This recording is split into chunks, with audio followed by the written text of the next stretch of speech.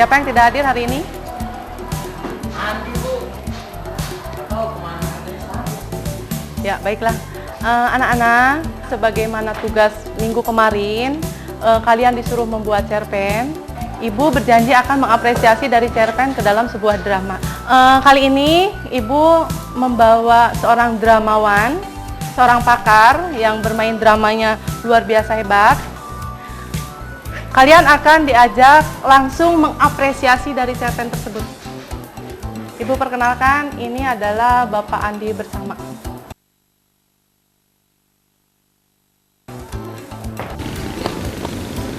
Matahari di ubun-ubun kepala. Hampir 1 jam aku menunggu. Panas terik membakar kulitku. Mobil jemputan belum juga muncul. Aku tidak tahu apakah Papa lupa memberitahu Pak Karno untuk menjemputku. Aku mencoba menghubungi Papa. Teleponnya mailbox terus. Aku coba hubungi Mama. Dia bilang Mama baru keluar rumah dan lupa membawa HP-nya. Aku tidak tahu lagi harus menghubungi siapa. Aku kemudian memutuskan untuk segera pulang dengan kendaraan umum. Apa boleh buat? Aku tidak ingin terus terpanggang hidup-hidup di bawah matahari.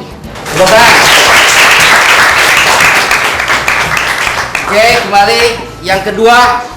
Coba siapa? Kalau bisa laki. Saya, Kak. Siapa kamu? Ari, Kak. Ari. Silakan Ari.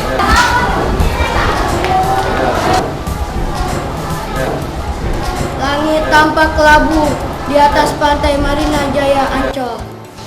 Matahari tersimpan di balik awan. Cahayanya tidak terlalu kuat membias, tapi laut cukup tenang dan ombak hanya beriak kecil. Nun jauh di sana, di batas cakrawala, 3 buah perahu nelayan meniti garis. Rompas menghela napas panjang. Sebenarnya tak ada yang ia cemaskan kecuali kecepatan angin. Menurut Yosi, temannya ketika menurunkan perahu ke air, ia berkecepatan 10 knot per jam. Sedangkan idealnya untuk latihan dan lomba layar sekitar 14 sampai 16 knot per jam. Tapi apa boleh buat, ia harus memenuhi tantangan Roni untuk mengadu keterampilan dan kecepatan Roni. Paling tidak, aku memberi pelajaran padanya bagaimana menjadi juara sejati yang tidak sombong. Ujar Rompas dalam hati. Rompas pun menaiki perahu lasernya menuju garis start untuk memulai sebuah pertarungan. Baik, tepuk tangan. Nah, adik-adik sekalian, baru saja kita mendengarkan dan menyaksikan 2 cerita pendek dibacakan oleh teman kita. Siapa? Nuni dan Ari. Nah, ada hal yang menarik untuk kita telaah, yaitu perbedaan apa yang paling menarik di antara 2 cerpen itu. Tolong di antara kalian siapa yang bisa menjawab? Saya, Kak. Kamu siapa namanya? Dodi, Kak. Dodi. Menurut kamu bagaimana? Perbedaan apa yang paling menarik di antara 2 cerpen tersebut? Tokohnya, Kak. Oh, yang kamu maksud satu perempuan dan satunya laki, begitu? Bukan, Kak. Lantas apa dong? Pertama yang dibacakan Ninu menggunakan aku sebagai tokoh pencerita. Sedangkan yang kedua menggunakan orang kedua. Tepat. Pendapat Dodi benar. Pada cerpen yang dibacakan Ninu menggunakan tokoh aku sebagai pencerita.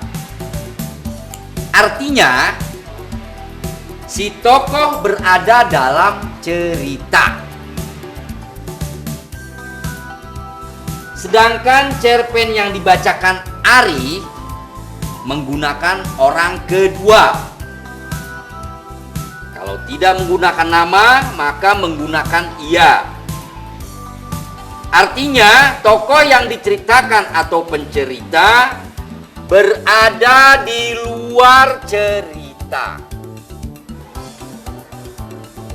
Baik, adik-adik sekalian, kakak kira kalian sudah cukup paham soal penokohan. Nah, sekarang kakak akan mengajak kalian untuk menciptakan kerangka alur cerita. Nah, di sini terutama kakak akan membuat diagram. Oke, perhatikan. Di sini terutama kakak akan membuat sebuah diagram. Kemudian adik-adik mencoba menyusunnya kembali secara singkat. Oke, perhatikan. Diagram cerita rahasia Intan. 1. Tante Mila, Pak Doni, Ibu Lela, seterusnya Intan sebagai anak dan panti asuhan. Pertama, Pak Doni dan Ibu Lela adalah suami istri. Kedua, Tante Mila dan Pak Doni adik kakak. Ketiga, Intan berusia ya kurang lebih sekitar 10-11 tahun, anak dari Pak Doni dan Ibu Lela. Dan yang keempat, panti asuhan, tempat Intan dititipkan. Baik, adik-adik, dari diagram ini kakak akan memberikan 2 tema agar kalian mudah menyusun cerita. Kedua tema itu adalah 1, kemiskinan, dan yang kedua, kasih sayang. Oke, semoga kedua tema ini dapat memudahkan adik-adik dan sebagai tolok ukur dalam menyusun sebuah cerita. Oke, ada yang ingin bertanya? Saya Kak. Oke, siapa nama kamu? Karina Kak. Silakan, kamu ingin tanya apa? Kita boleh memulai ceritanya dari mana saja ya Kak? Misalnya? Misalnya dari tantenya Intan atau dari Intan sendiri. Oh, pertanyaan yang bagus itu. Ya, kalian bisa mulai dari tokoh-tokohnya. Bisa dari Intan dan tantenya seperti yang ditanyakan oleh Karina, atau bisa juga dari teman-temannya Intan. Bahkan bisa pula dari orang tuanya Intan, ya. Atau bisa juga dari pengasuh panti asuhan di mana Intan berada. Bahkan bisa juga mulai dari teman-temannya Intan di panti asuhan. Oke? Ya. Siapa lagi yang mau bertanya? Saya Kak. Oke. Siapa nama kamu? Fitri Kak. Katakan Fitri. Yang saya ingin tanyakan, apakah boleh pakai cerita kilas balik? Boleh. Oh, boleh. Boleh. Dengan kilas balik atau flashback, bahkan boleh juga flash forward dengan ke depan. Boleh. Boleh. Oke, siapa lagi mau bertanya? Baik. Kalau tidak ada pertanyaan, itu artinya kalian sudah mengerti tentang penulisan kreatif hari ini. Jadi pelajaran hari ini, pertemuan hari ini kita bisa tutup. Dan lusa kakak berharap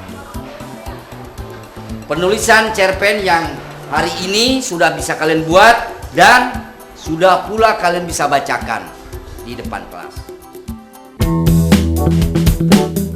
Adik-adik pemirsa sekalian, melalui layar yang ada di studio ini, sebentar lagi kakak akan memperlihatkan hasil karya dari teman-teman kalian yang belum lama ini mengikuti program kreatif penulisan cerita pendek di sekolah mereka masing-masing.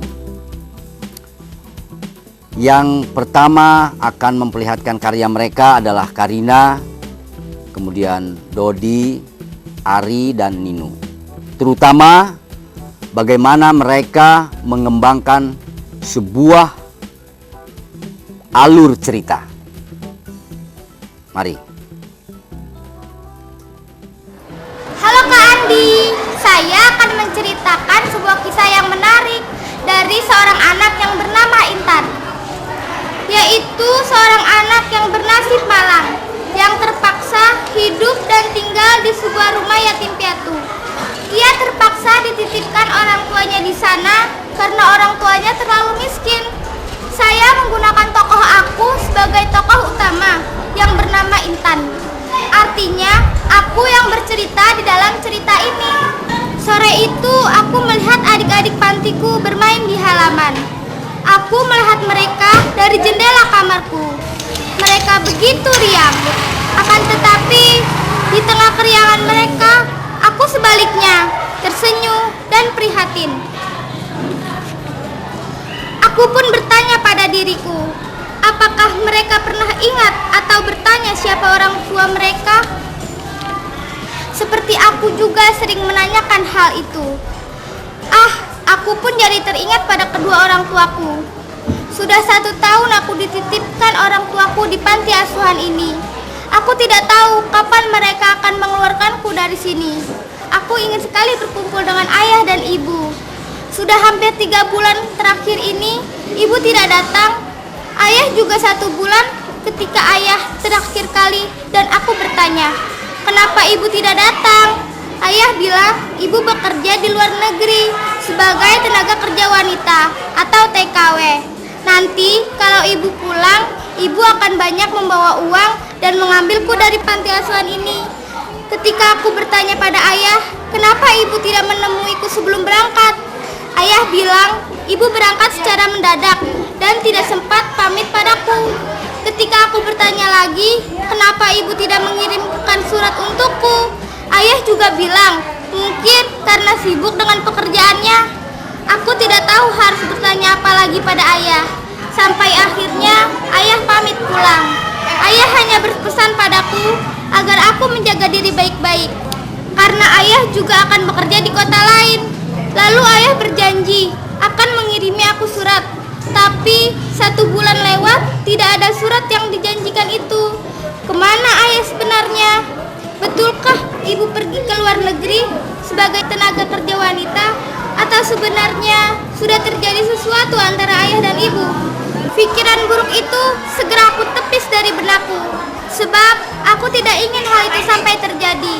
Aku ingin kami bisa berkumpul kembali, meskipun aku tidak tahu kapan itu terjadi. Aku pun beranjak dari tepi jendela dan membantu ibu panti menyuruh adik-adik angkatku di panti itu untuk mandi sore.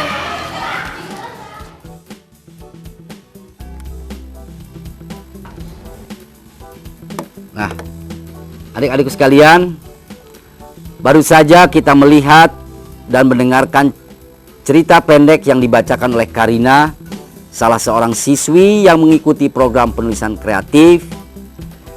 Dari cerita pendek yang dibacakan oleh Karina itu, kita setidak-tidaknya sudah dapat membayangkan bagaimana alur ceritanya dengan menggunakan tokoh aku yang bernama Intan sebagai tokoh utama. Nah, bagaimana jika kemudian tokoh aku sebagai tokoh utama digantikan dengan tokoh orang kedua? Baik, mari kita saksikan pembacaan cerita pendek Sinta, juga salah seorang peserta penulisan kreatif. Tante Mila berkeras pada suaminya. Ia akan mengambil Intan, keponakannya, di sebuah panti asuhan. Biar bagaimanapun, Intan keponakan Mama. Mama tidak tega ia dititipkan terus di sana. Tidak baik bagi perkembangan jiwanya, kata Tante Mila pada suaminya. Ya sudah, kalau Mama berkeras, kapan Mama mau ambil Intan dari panti asuhan?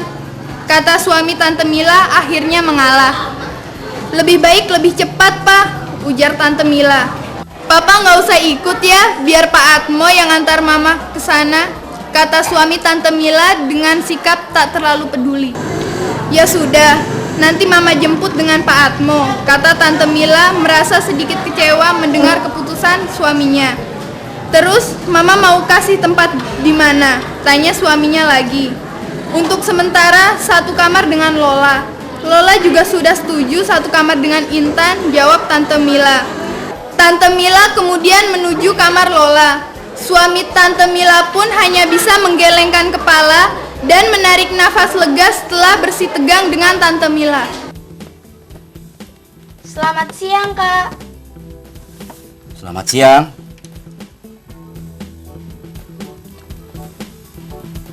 Saya sepertinya kenal kamu. Kamu Intan, tokoh utama dalam cerita pendek itu kan? Iya, Kak. Kok kamu sampai ke studio ini? Gimana saya mau jawab, Kak? Orang saya aja nggak dipersilakan duduk. Oh, maaf. Silakan masuk. Silakan duduk. Maafkan kakak kalau sampai akhirnya lupa. Karena kakak nggak percaya kamu kok sampai di studio ini. Gitu loh. Oke, sekarang kakak ingin tanya apa nih kira-kira kakak bisa bantu. Kenapa kok kamu akhirnya keluar sebagai tokoh utama dalam cerita pendek itu? Kenapa? Kak, Intan pertama mau ngasih tahu kakak dulu. Kalau nanya tuh satu-satu, jadi Intan jawabnya nggak bingung. Jangan mentang-mentang jadi instruktur merangkap presenter, terus kakak juga borong semua pertanyaan. Baik. Apa nih yang kira-kira kakak bisa bantu? Kenapa kok kamu keluar dari cerita pendek yang sedang dibuat kakak-kakak kamu yang mengikuti studi program penulisan kreatif? Kakak mau tahu kenapa Intan keluar dari cerita kakak-kakak itu? Tuh. Pertama nih ya, Kak. Masa sih nggak ada cerita tentang masa lalu Intan? Gimana waktu Intan masih kecil? Gimana waktu Intan masih tinggal bersama kedua orang tua Intan? Terus kedua nih ya, Kak. Masa sih nggak ada cerita tentang masa depan Intan? Ya, walaupun di dalam cerita itu Intan susah harus tinggal di panti asuhan. Ya, siapa tahu masa depan Intan lebih baik lagi. Aduh, berat juga tuh Intan. Loh, kok berat sih, Kak? Soalnya nih Tan ya, teman-teman kamu harus jadi peramal. Apalagi menjadi peramal masa depan kamu. Terus mereka juga harus lihat masa lalu kamu waktu kamu kecil itu seperti apa. Itu artinya mereka bisa jadi paranormal. Apa sih, Kak, bedanya paranormal dengan peramal? Yang nggak normal-normal itulah orang yang pintar melihat masa lalu atau masa depan setelah atau sebelum kejadian itu. Jadi, pengarang itu juga paranormal dong, Kak. Soalnya kan dia bisa ngelihat masa lalu seorang tokoh seperti Intan sekarang ini dan juga masa depan Intan nantinya. Bisa dibilang ya, bisa juga tidak. Tapi sekarang gini aja deh ya. Kalau menurut Intan sendiri gimana? Maksud kakak, kalau Intan kemudian juga jadi penulis, khususnya cerita pendek, gimana waktu masa kanak-kanak Intan? Jadi, Intan harus buat cerita nih tentang masa lalu Intan. Terutama sewaktu Intan masih kecil dan tinggal bersama orang tua, sama ayah dan ibu. Iya. Ya senang, terutama waktu Intan dibelikan boneka oleh ayah dan ibu. Ya. Ya, ayo deh. Coba cerita. Waktu itu Intan masih berusia 5 tahun. Boneka itu berapa? Ini isinya berapa nih? apa sih sayang? Itu Bu. Oh, boneka. Berapa ini? 30. Sebentar. Ibu tawar dulu harganya ya. Enggak. Bisa kurang nggak? Nggak bisa. Sebentar ya sayang. Gimana Mbak? Bisa kurang? Nggak bisa. Udah jual.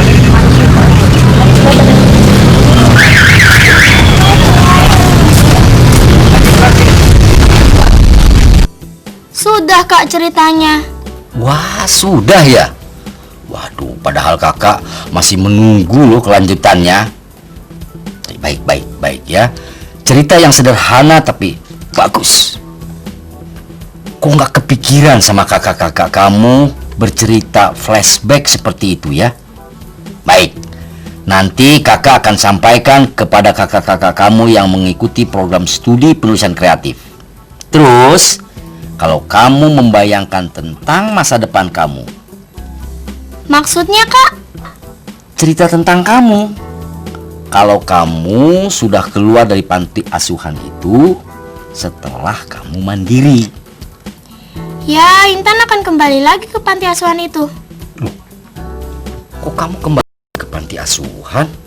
Iya, Intan akan membeli panti asuhan itu dan menampung lebih banyak lagi anak-anak yang terlantar. Waduh, Intan.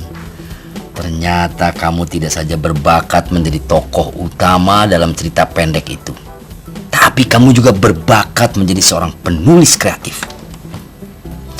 Kamu suka menulis catatan harian? Suka Kak. Kalau kamu suka menulis catatan harian, kamu bawa sekarang. Sedang dipinjam Kak Nuni, Kak Karina, dan Kak Dodi, juga Kak Ari. Itu loh kakak-kakak yang sedang mengikuti program penulisan kreatif. Betul, kamu pinjamkan kepada mereka. Iya benar Kak. Buku harian ini sudah kami pinjam. Jadi sekarang mau saya kembalikan. Intan, iya. Makasih ya. Adik-adik pemirsa, sungguh sebuah pertemuan yang tidak diduga antara para penulis yang sedang mengikuti program penulisan kreatif dengan tokoh cerita yang ditulisnya. Meski ini hanya sebuah cerita fiksi belaka, tapi adik-adik dapat mempelajarinya sehingga kelak adik-adik dapat menulis surat dengan baik, membuat cerita dengan baik, bahkan kelak adik-adik dapat menjadi seorang pengarang yang baik. Ingat, menulis cerpen bukanlah sekadar menghayal. Dengan pikiran yang kreatif, kita dapat menyusun sebuah cerita yang sangat baik. Baik, adik-adik pemirsa, sampai jumpa pada program berikutnya. Salam